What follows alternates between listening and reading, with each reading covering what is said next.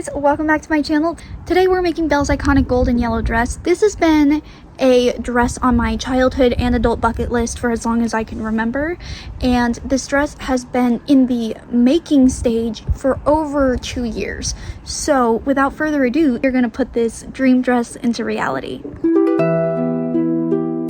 The pattern I'm planning on using for the most part is this simplicity pattern. Now for our fabric, we have this really pretty lace that I actually got last week. I realized pretty quickly that the fabric that I ordered online was not the right color of gold.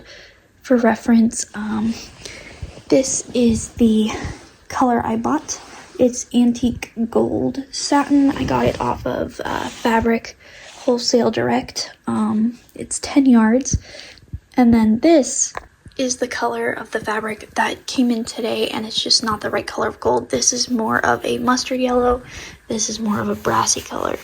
So this is the ideal we're gonna go with. It's not the best thing on the planet, but I think it'll work for what we're doing. So anyway, I'm gonna go ahead and cut stuff out, and we're gonna start on the most complex part of this project, which is the skirt.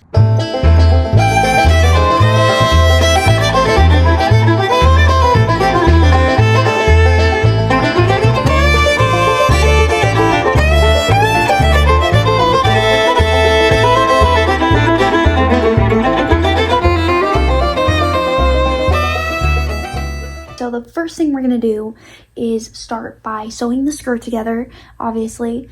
And the first thing we're planning on doing is sewing the underskirt together. Now the underskirt is gonna be the base for all of the overskirt, which is all the gathered pieces, to rest on. And one of the things that I wanted to add to the underskirt, just to add a little bit more depth to the dress, is some lace paneling that is gathered, so it kind of gives a crinoline effect. And like I showed you earlier, these are the window valances that I ended up cutting out and making them into long panels. I have about 6 of them. I saved the last 2 because I bought 8 in total. The last 2 are going to go for the bodice, but the rest of these are going to be gathered once the main underskirt is sewn together. They're going to be gathered along the bottom edge. So the plan is now that we're going to go ahead and sew all those panels together and then attach the lace trim.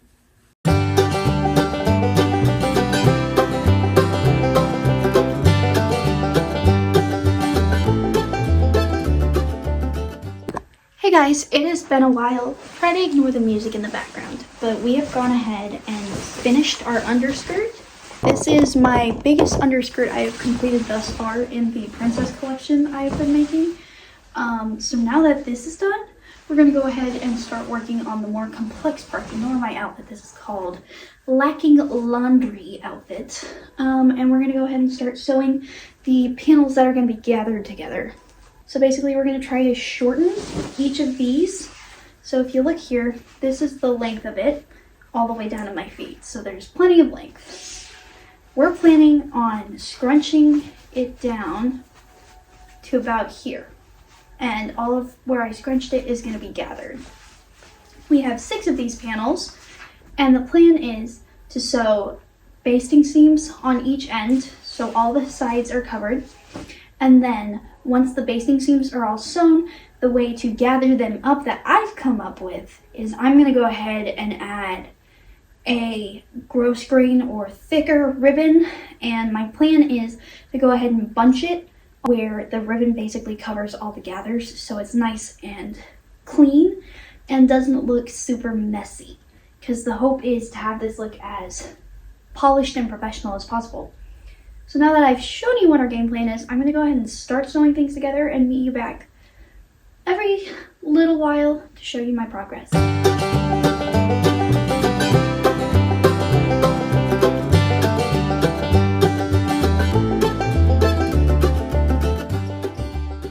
Hey guys, we finished the skirt and the child in me is screaming right now. Okay. So just to show you how voluminous it is, this is me sitting. She's absolutely huge. And this hoop skirt doesn't even show it to the full capacity, but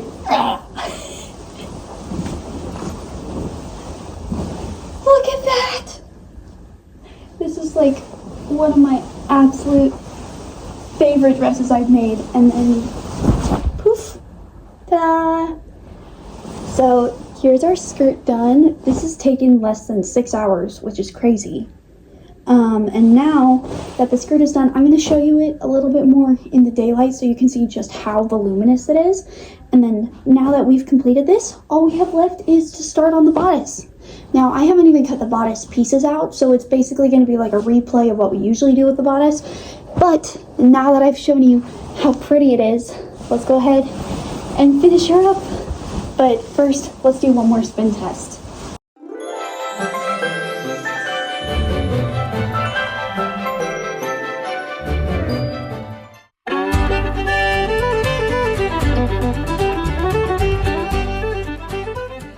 Hey guys, I have gone ahead and cut out all of our lining and interfacing pieces, and now I'm going to go ahead and sew this a little bit of a different way. So one of the ways I figured out to prevent buckling is by sewing the direct fabric pieces to the interfacing. So that's what my plan is, and I'm just going to do that with all the pieces, and then we'll go ahead and sew the bodice together normally out of this beautiful antique satin like the rest of the skirt. And then for the sleeves and the center stripe portion, I have some really pretty trim, and then we're just going to use the rest of the swirly fabric. So now that I've updated you guys, I'm going to go, I don't even know where this came from. Sorry, I know that's a total tangent, but where did that come from? Anyway, now that I've explained everything to you, I'm going to go ahead and try to see how much I can get done of this in the next hour, and then I head off to work, and then we will try to finish her up by tomorrow. Hey guys, it is now December.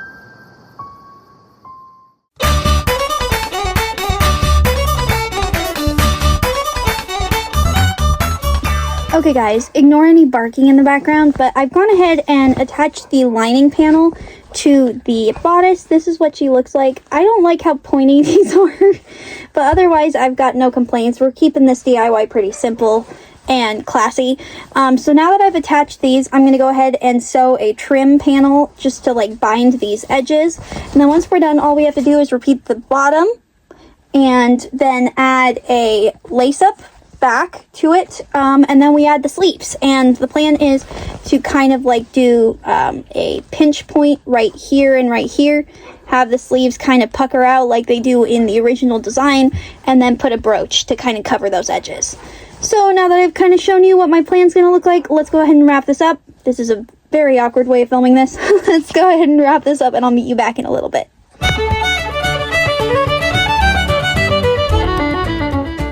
Okay guys, so here is our bodice. Here is the fabric we're going to use for the sleeves. So the plan is to fold this in half, like so. It looks really bad right now. And then gather it like this into the top, and then sew like a nice little seam so it's nice and neat. And we're going to hide it with the brooches. And then we're going to go ahead and attach the rest of the panel to over here to form sleeves, and add a seam here, and then add a seam finally in the back. And that'll create some really pretty pleats, which I'm hoping will look super nice. But here's what the rest of her looks like. There's a couple seams I'm not super thrilled with, but they're not very obvious. So we're gonna just leave it as it is and keep it simple. But otherwise, now that I've shown you, let's go ahead and get going. Hey guys, it is now December, and we have finally finished this dress. And first thing tomorrow, we're gonna head out to a beautiful college nearby. But just for an update, this is a very, whoops. Just for one final update, I added some beads here, some beads along the neckline. Here's what she looks like. I added a little bit of lace, did the eyelets, and she's gonna look like that.